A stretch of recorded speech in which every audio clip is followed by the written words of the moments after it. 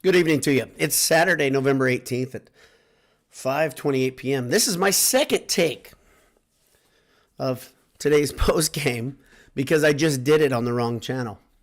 You might be able to find it out there. That's a slightly abridged version of this one, I bet. I was trying to figure out what I had done wrong. Did the entire thing because I was like, man, my data on here is telling me that there's nothing happening in this stream, like literally no views, which is unusual, even after a loss such as this today, as Purdue falls, stumbles, kicks themselves in Evanston to a uninspiring loss, and now a 3-8 record on the season, on the 2023 season. As you know, you can go to a bowl game if you have 5 wins. You can't go to one if you have 4 wins. And Purdue made sure they are not going to a bowl game this year today in Evanston by literally just sputtering and fumbling and doing everything they could to not be in the position to play an important football game at the end of this season. I'm going to talk all about it. But first, I want to thank our sponsors. I want to thank our friends at Home Field Apparel. Head over there now. Head over to Home Field Apparel. Virtually grab a t-shirt and sweatshirt. Put it in the cart. Enter Black Friday at checkout. You get 20% off. This doesn't really help us. If you do that, tell the good folks at Home Field that your pal Boiler Dowd sent you there. Like I said, that'll give you an extra 5% off. After their Black Friday sale is over, you can go over there anytime for your first purchase and enter Boiled23 at checkout for 15% off. And of course, when you're on campus, you know where to go. I know where to go, but I'm going to tell you anyway. You go over to AJ's on Vine. They're going to treat you well. You're going to have a delicious meal. It's going to warm your heart. It's going to warm your body. You're going to have something tasty. You're going to have some friendly people to talk to. You're going to have TVs on the wall to watch your favorite sporting event. You're going to leave pretty happy. Burgers, beef, beer. That's AJ's. EatAJ's.com. So let me talk a little bit about Purdue and why they are 3-8 right now. Okay, all season we have seen, that's not fair, 70% of the season we have seen an offense that has lacked the ability to either A, execute, or B, call plays that put them in a position to win. Today, we got bad news right from the jump in the morning. If you were paying attention, if you were on Twitter, if you were on Golden Black, wherever, you heard that Hudson Card was injured and he was going to be out today. Turns out, I think it's a cracked rib from what I'm hearing. He was injured last week during the game, in case you're wondering. It wasn't during practice. And also, another kind of thumb in the eye to this Purdue team was Nick Scorton was out today. He was out completely, not dressing. That's a pretty big loss to lose 2 of your best players for a team that's already relatively thin and needs everybody healthy they can have. But instead, they're going to have to fight their way to do something bigger, kind of overcome some of their shortcomings. And I said it on Twitter that it was going to take a Herculean effort from Tyrone Tracy and Devin Mockabee. And guess what? Those 2 guys delivered. And yet, Purdue was not able to do their part and bring home a victory from the mighty Wildcats in Evanston. Beautiful day, like a Chamber of Commerce day in Evanston. Purdue made it somewhat close. It was a 1-possession game at the end of the game, ended in super fitting fashion with an interception. But let me talk about why that's fitting. Let's look at this. Here are some of the drives. I'm not going to go through drive by drive, but I will tell you some of the results. You had 3 drives that ended in turnover on downs. You had a missed field goal. You had 2 interceptions. You had 2 fumbles lost. And then on top of that, you had 2 fumbles that were retained. That's how you say lousy. That's a pretty bad day. And I'm watching highlights as we speak of IU losing to Michigan State with a field goal that went wide right. And what that did was prepare us for an old-timey, crappy bucket game. 2 3-win teams squaring off and getting everyone ready for the postseason. There's nothing, no bowl game being denied by one team, by them getting gritty, or one team trying to earn their way into a bowl or to a better bowl. No. This is like the mid-'90s all over again. This is This is like the late 80s more than that. This is painful stuff. So you have 2, 3, and 8 teams that are going to play each other in Ross-Ade. But how do we get there? Well, we get there because Graham Harrell and Ryan Walters chose, instead of just giving one quarterback the ability to get into rhythm and to learn a little bit, you have a quarterback in his first career start with, I think it was Bennett Meredith who started the game. But instead of doing that, letting him get into rhythm or letting Ryan Brown get into rhythm, they alternated possessions, and that philosophy yielded very, very poorly for our Boilermakers. I'll tell you what happened. I'm going to go over stats quickly. They combined for 17 and 23 passing. Not awful, but Ryan Brown, he was the better quarterback when I watched, but he had the worst result. He was 12 of 16, 104 yards, and 2 interceptions. But how he earned his money, if you will, how he did his thing, was running it. He made great decisions quickly. When the pocket would break down, he would make the decision and he would dash for the first down marker. Part of the issue where he was able to pad his stats a bit was toward the end of the game. Northwestern was dropped into a prevent defense, but he had 21 carries for 85 yards, averaging 4 yards a carry. Now let's talk a bit about Mockabee. Mockabee had 12 carries, 54 yards, averaging 4.5 yards a carry. Sounds pretty good so far, but wait, it gets better. Tyrone Tracy, 16 carries, 160 yards with a touchdown, just like Mockabee. He also had a touchdown. But Tyrone Tracy averaged 10 yards a carry, and how he did it, if you watch the game, very patient runs. He would just wait for his blockers to get in place, wait for holes to open up, and then he would hit the gas and find a way. Northwestern is an okay team. Northwestern was playing some inspired football. As you know, their coach, David Braun, right, got the interim coaching tag removed from his title early this week. It was Sunday or Monday, and he became the permanent head coach for Northwestern after leading them against all odds to a bowl game. Now they are bowl eligible after beating your Boilermakers. They earned it. I'm not a big fan of this thing saying this is an inspiring story or any of that, but he did a good job kind of fighting odds, keeping a team together that could have easily just blown itself apart in the wake of a scandal. They earned that scandal. This is a lot like Michigan saying us against the world. To me, when you have a bunch of bad things happening, nobody's stepping up to stop it. I have a hard time calling this a heroic thing. Maybe you disagree with me, that's fine. But Braun earned his money. He's only been there for a short time. He probably did know about the scandal, the things that were happening, but he wasn't the guy who started the problem, or even a guy that I don't think he executed the problem, made it worse at Northwestern. That said, call me a cynic for not being in love with Northwestern football. So let's see, on that fumble side, let's talk. So you had Sheffield, Mockabee, and Ryan Brown all had fumbles, but only Sheffield's was lost in that group. On the defensive side, Dylan Thieneman, he led all Boilermakers with 10 tackles. He also had an interception that kept Purdue in it late, gave Purdue a chance to go down and score. But he also had one of the biggest lapses of the season. He's had 2 of those this year that led directly to a score. Northwestern had 2 big plays that really, really spelled doom for Purdue, since Purdue couldn't move the ball consistently or effectively. These 2 breakdowns on defense, he had one of those, like I said, really, really hurt Purdue. But the other one was Northwestern had the perfect play dialed up when Purdue had a blitz dialed up, and they scored easily. After Thieneman, you had Yanni Karloftis with 6 tackles and a sack. One of those was a sack. Keedron Jenkins, solid game. He had half a sack, 4 tackles. But the guy you want to really look at when you talk somebody doing some work with an opportunity, of course, was Corday Sendor, who takes the place for Nick Scorton, goes and gets 2 sacks. There's something to be said about this system being pretty special and giving defenders, specifically guys up front, the ability to go make plays, to go get to the quarterback. And they did it yet again. Mo Amande, hold on, I'm going to try it again. Mo Amanade, I think that's right, had 1.5 sacks. I mean, the defense played pretty well. They had really 2 lapses, 2 bad plays, but they were on the field a lot. This is a recurring theme. But bigger than that, the offense just could not finish a drive. Couldn't finish a drive.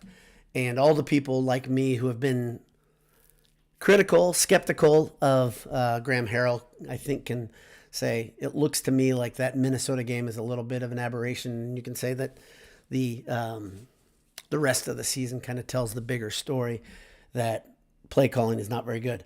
Offensive line looked good to me again. They looked like they were holding up their blocks. They were making space. Of course, you saw, like I said, Tyrone Tracy is excellent behind this offensive line because of the patience of the way he runs and then his immediate explosiveness. But all of it doesn't matter because you leave with a loss against a team that, once again, how many times has Purdue done this year where they've played a team where you say they should, they could, they might be able to beat them, and then they walk away with a loss. And it's a very frustrating season. My pal, Handel Jones, said it's a forgettable season. I don't know if it's forgettable. I think we're all going to remember this. It's a bad season. Let's be real honest. You can blame injuries. You can blame whatever you want. The turnover, the new coaches. Northwestern right across on the other side of the field. That's a new head coach. That's a lot of guys probably doing new things, new roles. They found a way to 6 wins. This is a very, very weak Big Ten West. This is the last Big Ten West you're going to get to enjoy. As I speak, I'm watching 2 Big Ten West behemoths, Illinois and Iowa, battle to a 10-9 game in the third quarter. Big Ten West isn't going to be around much longer for us to kick around, and Purdue missed an opportunity not getting to a bowl. I don't care who was coach, in my opinion. You can disagree. Injuries did play a part. There's no doubt, but gosh, it's tough to watch. Regardless of who was at quarterback, Purdue, I think, should have won today. Could have won, did not win because they, over and over, again, short yardage, right? This is a big deal with Graham Harrell. Short yardage, he doesn't have a way to get to get a foot, to get a yard. He doesn't have that play in the offense. In fact, almost every time you got the quarterback dropped into shotgun, and then you've got something that loses yards almost every time. I do not blame the offensive line. I think those guys have been courageous. I think they've been excellent all year, battling and battling and battling. Effort is not the problem here with this team, but coaches, you guys got your work cut out this offseason. And I would highly suggest, I know they're big Handsome Hour and boiled sports fans. Who isn't? But if you're listening, coaches, go get a special teams coach. First thing. That's the first order. Second order is listen to a veteran coach at minimum. Add one of those consultants, a guy who's been around the block. Maybe Dino Babers will be available soon. If he's available to come on staff, he's a guy who likes Purdue, who's coached in West Lafayette. If you can go get him. Get him on the staff and listen to what he has to say. Get an old veteran who knows his way around. Coach Walters has admitted multiple times this year that he thought something was going to happen and it didn't happen, and that's okay. He's young. I really don't fault him for it. If you're going to fault anybody for it, look back and say, Mike Babinski, man, it's tough to get a guy who's on the job training. Ryan Walters' upside is still quite good, but man, he needs some wisdom in his ears, some people that are going to help him get there quicker and understand things quicker because there's work to be done, and I think they can get better. I just hope they will. It would be very unusual for us as Purdue fans. We've been pretty spoiled with the idea. New coach comes in, either A, we know right away what he is, or B, well, we know right away what he is. He's either good or bad, and we can see that generally. We have very few, man, when I think back to the Purdue coaches that I've gone through, and that goes back to, I remember Leon Burnett. I really don't remember Young coaching. But generally, you knew early what type of coach they were. If they were mediocre, if they were good, if they were bad at Purdue. It would be pretty awesome to see Ryan Walters and company next year lead our Boilermakers to a bowl and 6, 7, 8 wins. The schedule's absolutely monstrous again next year. Go check it out if you are into that sort of thing. If you're a bit of a sadist, you may love it. So it's going to be hard next year. It's going to be really tough. But first, we got to get through the bucket. Noon kickoff next week, I think, on Big Ten Network. On Monday, this is a fun week. Purdue gets to play Gonzaga and Maui. We will have a Handsome Hour probably at 9 p.m. after that as kind of a post-game wrap-up. So that'll be fun. Hope you can tune in. Should be Regardless of the result, I think it'll be a lively conversation because every game this basketball team plays should be fun for us. We get to learn a bit more about how they're gelling. We're learning a little bit more about what Matt Painter's doing with lineups and what's coming next with how to create points, how to create consistency out of this team, how to avoid playing a team that should not be able to compete with you, should not be able to beat you, but somehow finds a way to knock you out of your system and run theirs. That's all Painter's trying to do. He's trying to get in a position where there's so many scores on the court that overwhelms teams, and they can't do things like pack it in on Edey and dare guys to shoot threes that can't shoot threes. There's a lot of opportunity for guys who didn't play a lot on the basketball side, and here on the football side, the season is almost over, and you can say it's either positive or negative, depending on what you look forward to, but it's almost over. Thanks to everybody tuning in live. Ted Berkey's right here. He says, it's so frustrating because we played well enough to win, but couldn't find a way to actually pull it out, and he's right. Ted's correct. Ted's always right. He's always here. He's good. He's a good BSer. I mean, boiled sports guy. Appreciate you being here, Ted, and you are absolutely correct. One thing in my personal life that bothers me more than anything, I say this to my son all the time, is I can't stand to see potential that's squandered. Purdue had the potential to get to a bowl game here. I'm not even asking for something big. I'm saying 6 wins. Purdue should be in the position where they're getting ready for a bowl. But they squandered it. And I think it's a frustrating thing in the human condition when you see anybody, an individual, an entity, a school, a team, not reach their potential because they don't do the things they're capable of doing. And I think that's kind of the frustrating thing about this Purdue team. Sure, there's some personnel issues, no doubt.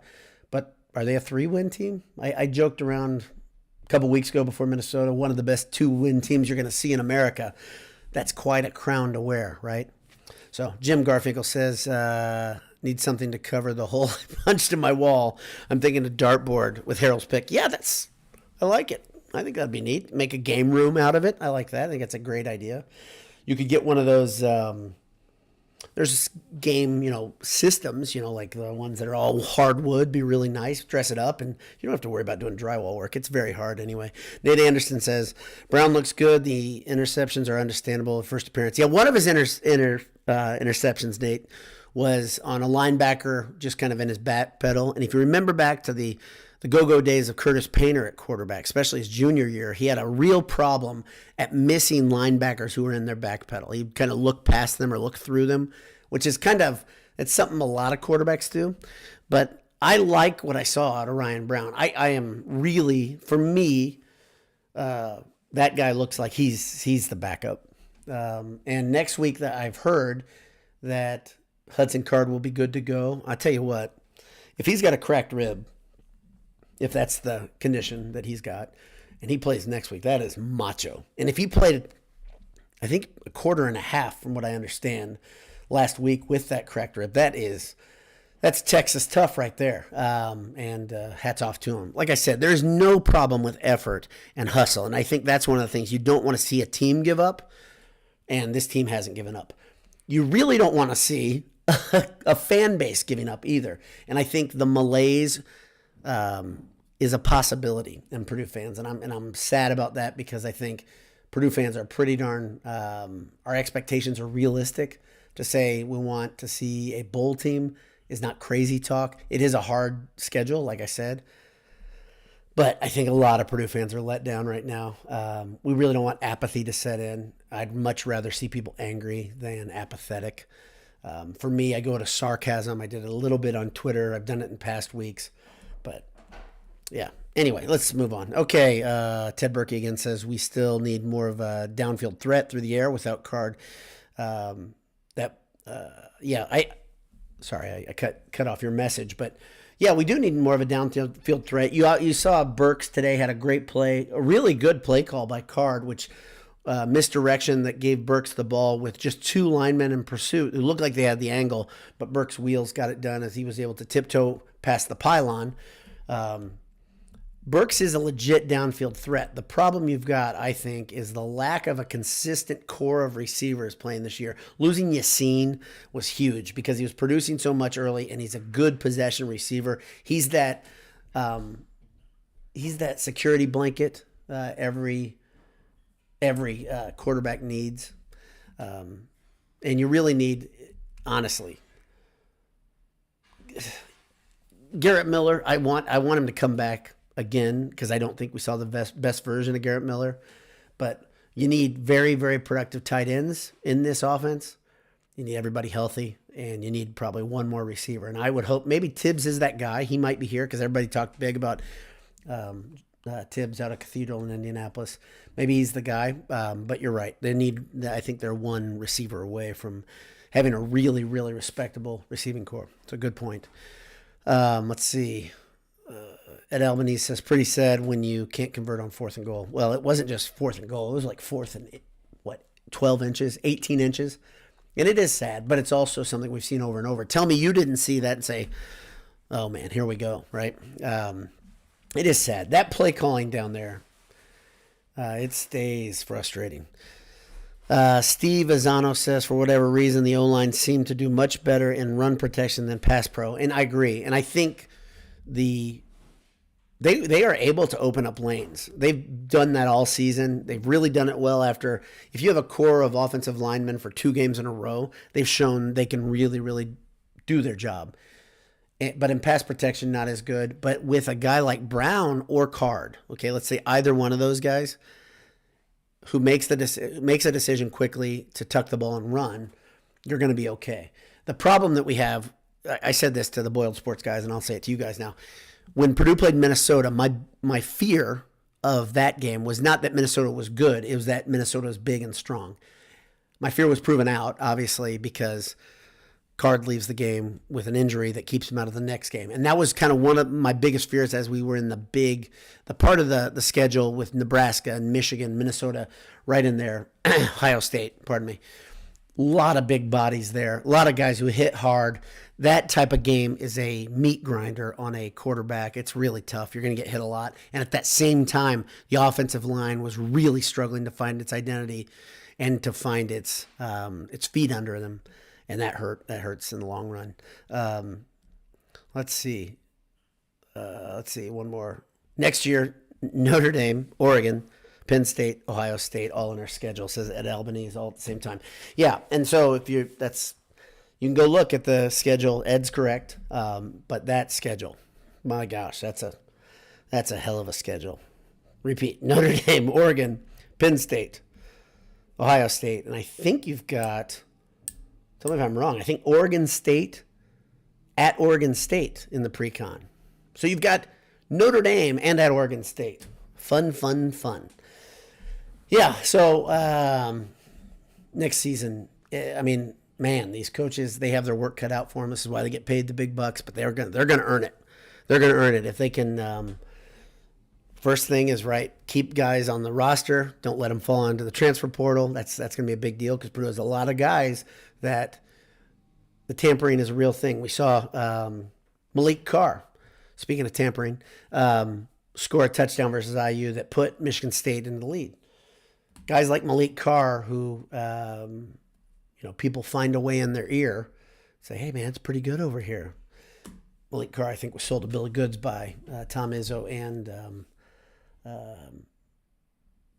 Michigan State's football program. I don't know exactly who recruited him, but it's a shame. But the tampering is real, and I believe Coach Walters has got his big job. Keep guys here, hit the portal to get some depth in both sides of the trenches. Go get a wide receiver or two, and then make sure these guys that are coming in, the signed class, starts lifting weights and eating healthy. Let's go get them, and maybe some of those guys. I think a fair assessment is 3-4 freshmen making big impact right away. That's a lot. That's a lot to ask. So football program building is a long process. Even with the portal, it's still somewhat difficult. It can be a little quicker if you can master the portal, but at the same time, you don't want to build your program on the portal. Ask Michigan State. Doesn't work. It's not very good. it's not the long answer. So, Nathan Sheets says, I love the show. Keep the good work. Thank you. Appreciate you, Nathan. And thanks to everybody who tunes in. I think that'll be it for me today. Thanks. It's a tough topic to talk about or listen about, but I hope you have enjoyed this season. I hope to see you all basketball season. I will do my best to put up post games, be here every week for the Handsome Hour, but you'll have content just kind of boom, boom, boom all winter long. Keep you warm if you're in Indiana, in the cold Indiana winters. January, February is the worst for me. So I'll hope we can all get together and talk about our Boiler basketball team as we watch them hopefully shore up some things. Because to me right now, being real honest, I know I hear guys on the field of 68 telling me Purdue's one of the best teams in the nation. I watch them, I'm like, they're good. I don't think they look like one of the best teams in the nation right now. But then again, it's the beginning of the season, so they're a work in progress. And maybe that's intentional by Painter. Remember, this time last year, man, they were great. And the year before, that was when Ivy's team scored points by the bunches, and they were up in the 90s every game. The defense sucked that year, but the offense was awesome. This year, compare and contrast, the offense kind of goes away at times. You'll see lapses where Purdue just can't find a bucket. So maybe these personnel issues will start working themselves out, and Purdue will start getting the spacing right on defense, for instance, that sort of thing. We'll see. Hayden Rose says, win or lose, young players have been impressive. Watching the game gives me hope. Okay, I love that. I love that Hayden sees hope, and I agree. All over the field, sprinkled all over the field, there are young players that are making a difference, making an impact. There's no doubt about that. That said, Purdue needs to build depth, right? I think that's the thing we thought coming in was our biggest concern, was that depth would come into play, and sure enough, it did. So, Ed Albany has asked one more question. Prediction versus the Zags. Okay, if I'm going to give you a prediction versus Gonzaga, here's the thing. I've watched who Gonzaga's played. Gonzaga's laying points. You know, they're putting up 90 and 100 points regularly. They're playing a team that looks like me and Ed and Hayden and Ted Berkey are suiting up. Jim Garfinkel. We're all suiting up and playing Gonzaga. This is what Gonzaga does, though. Their hardest part of the season is the pre-con generally. And then they get to take breaks off, play a good team, take a couple weeks off, play a good team. Always thought they're a joke. Their program's a joke. But they are talented, and they've got some guys that are very good, and they're going to be hyper motivated to set things right versus Purdue. Here's what I think is going to happen. I think Purdue's going to lose that game. I think Purdue's going to lose that game and win the follow-up, or vice versa. That's what I think in Maui. So, and I just kind of feel like you just can't keep winning all the time in the pre-con. And here's the deal. I'll make you a deal, Ed. I'll trade this win for a win in March. And I don't even care. First round, second round, get the bad taste out of your mouth. Win the first round in the NCAA tournament, just to say, okay, hey, everything's all right. We don't lose. You know, Purdue's got to be a high seed again, right? We don't know how high, but if I were a betting man, I'd say top 3 seed again, right? So you've got to go, and I mean it. I would trade if this was. I mean, like, it's a stupid thing to say, but yeah, I think they're going to lose a game either versus Gonzaga or Tennessee. So that's my prediction. Not much of one, not very bold, no hot take there. But I think if Painter continues to screw around with this lineup where you have TKR as a starter, I think that lineup is nothing more than an experiment that is failing. It's not TKR that's failing. It's that it doesn't work together. This lineup's not the best way to go. So, yeah, good point, Ed. Learn from the loss now. Bank it. Get better. That's the biggest thing. So, good stuff. Thanks to everybody. Thanks for the interaction. Always fun to talk to people here after a game, even if it's on a little bit of a delay. God bless you. Hammer down. We'll talk to you soon. See you Monday after the Gonzaga game.